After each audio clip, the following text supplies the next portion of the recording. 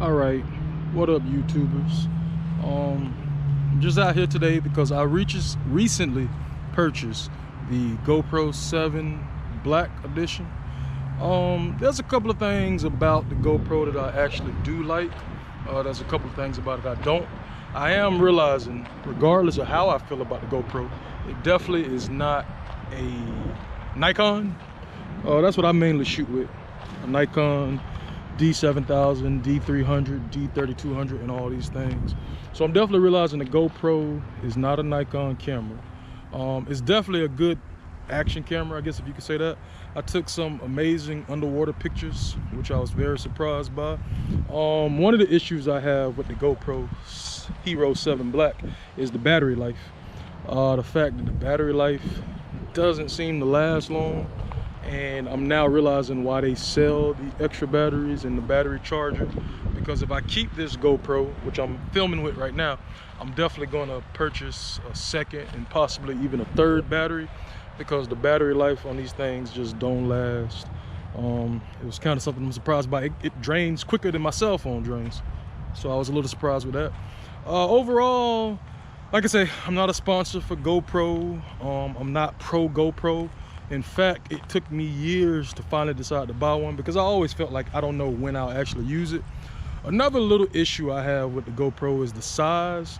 The fact that it is so small, it does seem like it's really easy to lose it. I bought the stick that floats in water because I knew I wanted to take I knew I wanted to photograph some things and make some video underwater. So I decided to buy the stick that floats in case you drop it. That also makes it a little bigger, and I feel like harder to lose because, yeah, with the size of, the fact the GoPro is smaller than my cell phone, not even half the size of my cell phone, for me, I feel like I'm going to lose it easily. So I definitely at all times will even keep it on this stick that I have it on right now.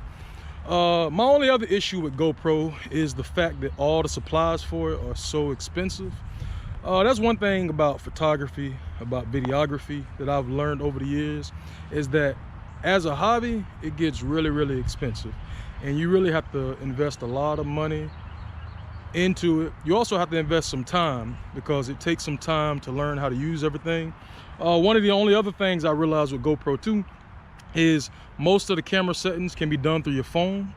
There's like certain settings that I was not able to do through the GoPro, which I was a little bit disappointed about, but I did find out through the app on my phone I could change certain settings. Like sometimes I don't like that fisheye look, so for a while I was just disturbed that I can't believe I can't get rid of that fisheye look. So I went through the settings on my phone and actually found a way to change it. So I was happy once I realized that. Like I say, another big issue I've been having with my GoPro is I used it a lot yesterday at Jenny Springs in Gainesville, and one of my major issues was the fact that it was kind of glitchy.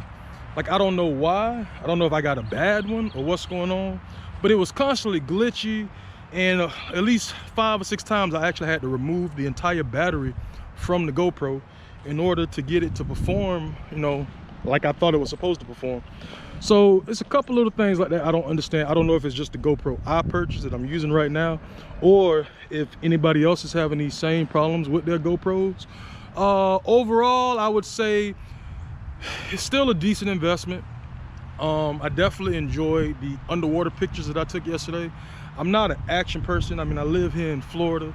All around here we got nothing but water, lakes, ocean, and things like that. So I won't be mountain climbing, I won't be skiing and doing those type of things. So my main purpose for getting it was to have a camera that can go underwater.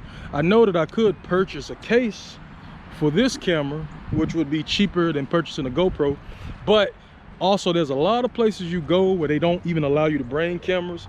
So I thought the GoPro might serve as a good second backup, sort of. But for now, I've only had it for about a week. My first time using it heavily was yesterday. And like I said, there's little things about it that I am a little disappointed in, but some of the photos are amazing. If you get a chance, check out my Instagram, Cousin Truck Photos. That's CUZZINTRUCK Photos. And that's where I posted most of my pictures from Jenny Springs. I also have an album on Flickr called GoPro Adventures. And so I'll be posting a lot of pictures in there too, because overall this weekend I decided I'm going to go to the Springs. Right now I'm getting ready to head to a car show because I just want to check out and see what this GoPro can really do and if I should keep it or take it back. I still haven't quite decided yet, but I think today, in the next couple of days, as I'm editing video and checking things out and checking out other people's reactions, it'll help me determine if I want to keep the GoPro or if I want to, you know, take it back to Best Buy and get my $400 back. So if you get a chance, definitely check out my stuff, check out the videos. Thanks for checking out this video that I'm getting ready to post soon, and that I'm also filming on my GoPro. From what I can see is my battery is low again, which I'm not surprised by. But yeah, definitely if you're interested in the GoPro, I would say check it out. Worst case scenario, you don't like it and you get 14 days at Best Buy to take it back. So I would suggest doing something like that, but definitely test it out. As soon as you get it, go test it out, try to shoot, try to mess with it, try to do extreme things, and just see if it's something that you like. All right, y'all be easy, and thanks for checking me out.